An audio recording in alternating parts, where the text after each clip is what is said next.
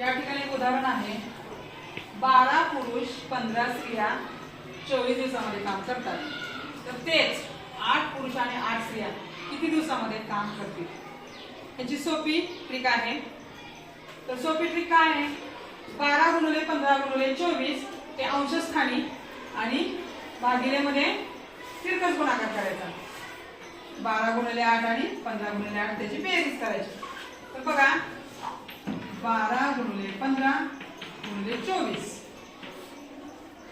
आणि या तिरकस गुणाकार 12 याची मात्र बेरीज करायची. 15 120 120 आणि 96 ची बेरीज 6 0 6 216 आता तिन्हीचा गुणाकार करून बघितला तुम्ही? 4320. तर या ठिकाणी आता 216चा पाढा तयार करायला तुम्हाला काय होणार आहे? त्रास होणार आहे.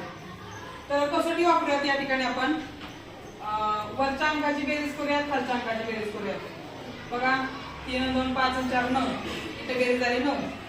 6 1 7 2 9 9. इथं 3 ची कसोटी पण जुळते आणि 9 ची कसोटी पण जुळते. तर आपण 9 नी डायरेक्ट भाग घालूयात. 9 नी घाला भाग. 9 2 18. किती उरले?